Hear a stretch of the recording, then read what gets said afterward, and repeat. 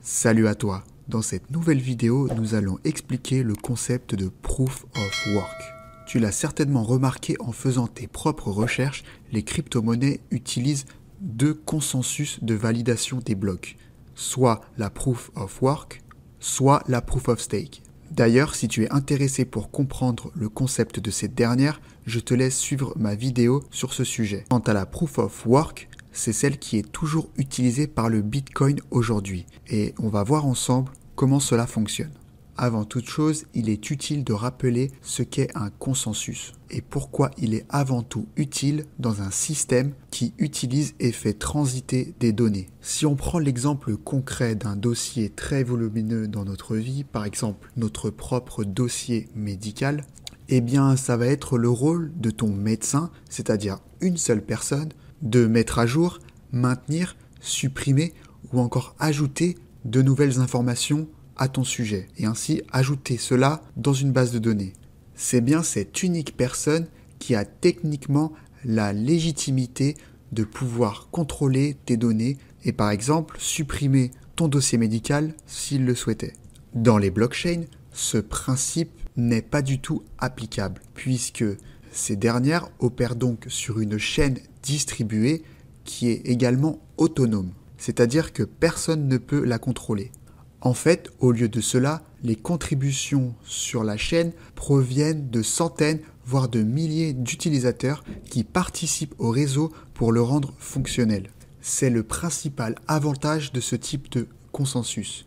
D'autre part, dans un système en constante évolution comme la blockchain, tu as besoin d'un modèle équitable, efficace en temps réel et transparent, et qui garantira que les transactions soient exécutées et authentiques. C'est ce qu'on appelle un consensus. Maintenant, si tu veux comprendre comment l'appliquer dans la vie réelle, prenons un exemple concret. Disons que Jean donne une certaine somme à Marie et nous voulons nous assurer que tout le monde est au courant de ce qui s'est réellement passé durant cette transaction.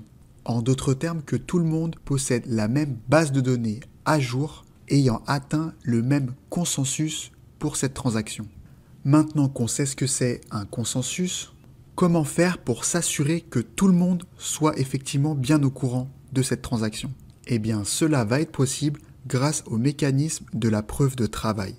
D'ailleurs, si tu recherches sur Google l'expression Proof of Work, Google te retournera le fait que c'est un mécanisme de consensus basé sur Bitcoin, ce qui est exact. Cependant, ce mécanisme va beaucoup plus loin. Le concept de Proof of Work est un algorithme ou un système qui utilise une quantité significative d'efforts pour dissuader ou éliminer les utilisations frauduleuses du réseau. Lancé en tout premier sur le réseau Bitcoin en 2009, la preuve de travail ou Proof of Work a été conçue pour résoudre le problème de double dépense qui, si elle n'était pas contrôlée par un tiers de confiance, pouvait être un problème majeur pour les crypto-monnaies en général et les projets cryptographiques. Tu te demandes maintenant peut-être qu'est-ce que la double dépense? Revenons à Jean et Marie. Jean possède 10 € et les donne à Marie. Seulement un peu plus loin, il y a Alice et celle-ci aimerait bien aussi avoir les 10 €. Dans le journal où est suivie cette transaction ou la blockchain, on aimerait donc s'assurer que Jean a bien réellement donné 10 € à Marie, mais n'a pas aussi également donné 10 € à Alice, puisque celui-ci ne dispose que de 10 €. C'est ainsi qu'on matérialise la double dépense. Le concept de Proof of Work va s'assurer que ce type d'opération ne se produise pas. Au sein d'un système centralisé, comparativement, c'est l'autorité ou le tiers de confiance, la banque, va pouvoir assurer qu'une transaction est valide entre deux personnes. Au sein de la blockchain, c'est beaucoup plus complexe. Comme son nom l'indique, cette technologie a pour mission de stocker des informations de façon permanente et en toute sécurité. Cela comprend des blocs qui sont vérifiés et ensuite ajoutés à la chaîne du réseau. Chacun des blocs contient des informations et des transactions récentes vérifiées. Ce bloc contient littéralement tout un tas de transactions dans une période de temps donnée, comme par exemple la transaction entre Jean et Marie. Maintenant, dans la vie réelle, un bloc peut contenir jusqu'à une centaine de transactions. Comme tu l'as maintenant compris, on peut également revenir en arrière dans toutes ces transactions et ainsi voir précisément quand, comment et par qui ont été réalisées les transactions antérieures. Une chose également importante à comprendre est que chaque nouveau bloc est directement lié au bloc précédent. Maintenant, parlons des mineurs, qui vont être les personnes en charge de vérifier et valider les blocs. Ce sont finalement simplement des gens à travers le monde qui, derrière leur ordinateur, participent au réseau pour ajouter de nouveaux blocs. Ils exécutent une preuve de travail ou proof of work à chaque fois qu'un nouveau bloc est ajouté. Et cela prend à peu près 10 minutes en moyenne dans le cas du Bitcoin. Que se passe-t-il réellement quand un bloc est miné ou validé par un mineur? Eh bien en fait, c'est tout un tas d'ordinateurs à travers le monde qui vont être chargés de résoudre l'algorithme de ce bloc. En d'autres termes, essayer de deviner le mot de passe permettant de valider le bloc. Quand je parle de mot de passe, pour simplifier les choses, c'est en fait une fonction de hachage qui doit être résolue et qui est le principe même de la proof of work. Ce travail que réalisent les mineurs pour deviner et vérifier le bloc prend un certain temps. Cette énergie utilisée à la résolution du bloc est récompensée uniquement pour le mineur qui valide le bloc le plus rapidement. On pourrait donc se poser instinctivement la question, qu'en est-il des autres mineurs? Et c'est d'ailleurs pourquoi la proof of work est souvent si décriée, puisque toute la puissance de calcul utilisée par les autres mineurs est tout bonnement gaspillée. D'ailleurs, comparativement, si le concept de proof of stake t'intéresse, je t'invite à regarder ma vidéo sur ce sujet et n'hésite pas aussi à t'abonner à la chaîne, mettre un gros pouce bleu pour aider à son développement. Passons maintenant en revue les fonctionnalités intéressantes de la proof of work. En numéro 1, ce concept est très sécurisé. Le but de l'intégration de ce système dans un projet cryptographique est d'offrir une solution fiable, sûre, permanente, équitable et transparente, qui formera ainsi un consensus basé sur les participants du réseau.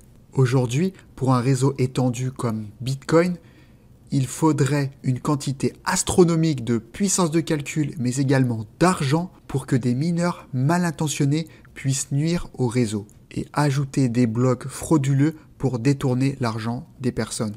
En deuxième, la traçabilité, puisque les mineurs diffusent des détails sur chaque transaction lorsqu'ils ajoutent de nouveaux blocs au réseau. Les nœuds du réseau sont donc constamment à jour grâce au consensus et ils vérifient donc que l'actif de chaque transaction n'a pas été transféré 2 fois. Rappelle-toi que le consensus signifie que tout le monde a les mêmes données au même moment et les mineurs qui sont en concurrence avec des milliers d'autres gagnent des récompenses sous la forme de Bitcoin.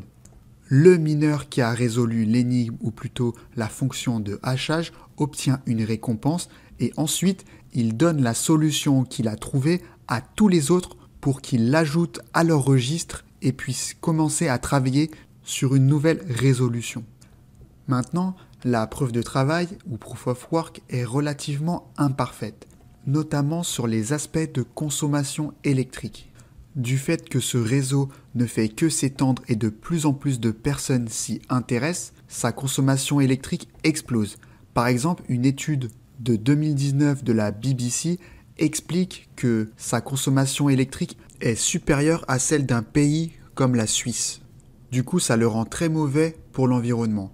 Mais il y a aussi d'autres rapports qui montrent qu'une grande majorité des mines à travers le monde commencent à utiliser de plus en plus des énergies renouvelables telles que des panneaux solaires pour alimenter leur infrastructure. Un autre inconvénient de la proof of work est que les frais sont très élevés. Avec l'accroissement des marchés des crypto-monnaies à un rythme sans précédent, cela a ouvert notamment en 2021 de larges opportunités pour les institutionnels, mais aussi pour les investisseurs et les traders comme vous et moi. Avec un réseau qui tourne 24 heures sur 24, le marché est en plein essor. Mais rappelle-toi qu'un bloc est résolu toutes les 10 minutes. Donc les transactions sont limitées, ainsi pour envoyer de l'argent via une proof of work, tu risques de te heurter à des montants de transactions relativement élevés. Donc si tu veux que ta transaction soit validée rapidement, tu vas devoir augmenter ton montant de transaction qu'on appelle plus communément le gas fee. Pour finir,